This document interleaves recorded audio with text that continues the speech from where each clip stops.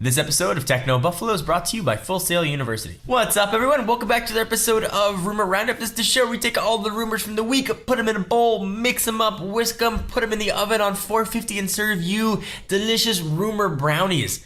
Up this week, we're going to talk about the rumors of a new Microsoft Surface. iPhone 5S parts are doing a very slow striptease and might be coming soon in multiple colors. Galaxy S4 Mini shows its tiny head yet again. And HTC is saying no Nexus Edition 1 planned, but we might think otherwise. This is Rumor Roundup. Let's go ahead and start rounding them up.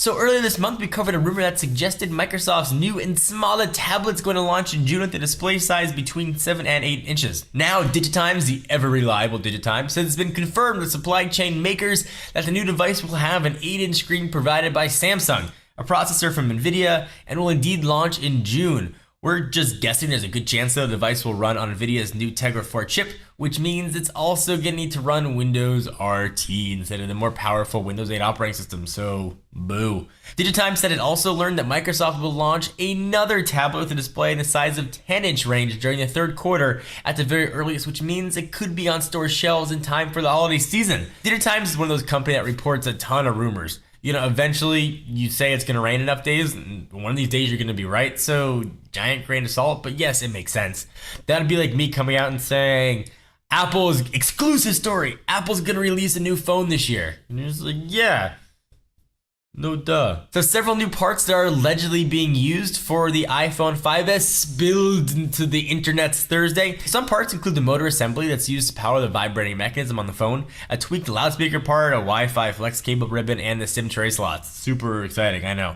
We can't really discern much from these leaked parts other than, as we've seen in the past, they suggested Apple is at least switching up the internal design of the iPhone for the next generation smartphone. The most compelling photos, however, are those of the SIM card trays. We see a brushed gunmetal color and another khaki color tray that aren't part of the rumors that Apple is going to launch the iPhone 5S in different colors.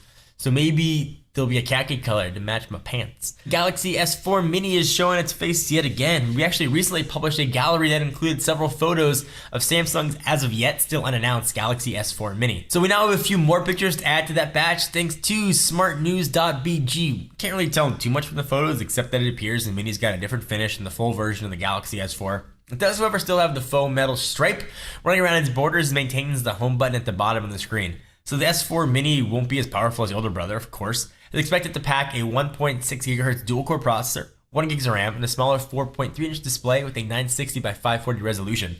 Latest rumors suggest though Samsung's going to unveil the S4 Mini sometime this month, although from many pictures we've seen of it, just released already. It reminds me of the Lumia 928, which we saw even in freaking ads before Nokia finally got around to releasing it. So hopefully Samsung's not going to fall in the same trap. So earlier this week at Google I/O, Samsung and Googs got together and released a totally unlocked and all awesome native Android version of the Galaxy S4, dubbed the Google Edition, running totally stock Android for $649. That again includes a unskinned, unadulterated version of Jables. That's what I call it, Jelly Bean. So several pundits wondered if this meant that HTC 2 might follow in similar footsteps and launch a pure Android device. However, it looks like it might not be the case if you believe what HTC says, and I quote, HTC is not currently planning on releasing a next edition of the HTC One in a email statement. What do you guys think? Do you want another phone that's sort of Nexus up? Like Galaxy S4 with stock Android is sounding mighty appealing, but $650 is a lot of Skrilla.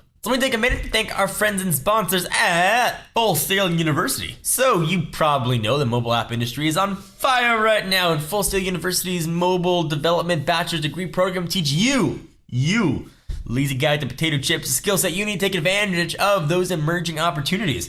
Courses are delivered through Full Sail's immersive online education platform, which maximizes capabilities of the Mac. That's because you're going to be given a MacBook Pro, giving you a learning experience unlike any other. So between the App Store and Google's Play Store, over 50 billion apps have been downloaded and growing with really no signs of slowing down. If you are ready to master the technology and software to compete in this rapidly growing industry, visit fullsail.edu/technobuffalo to learn more about this online degree program. Again, fullsail.edu/technobuffalo. Let me step aside from the rumors for just 1 second and tell you should check out Techno Buffalo's Driven, where we talk about the latest from the world of cars. On this week's show, we are talking about freaking flying cars. If you want to see it, check out right here on Lucy's face, or link is going to be down below to check it out. Thank you guys for watching the episode of Rumor Roundup. I'm your host, John Rettinger. Please give this video a thumbs up. We most definitely appreciate it. Subscribe if you haven't yet. And of course, check us out at techknownbuffalo.com for the latest and greatest tech news. I am John Rettinger, and I'll see you in the next video.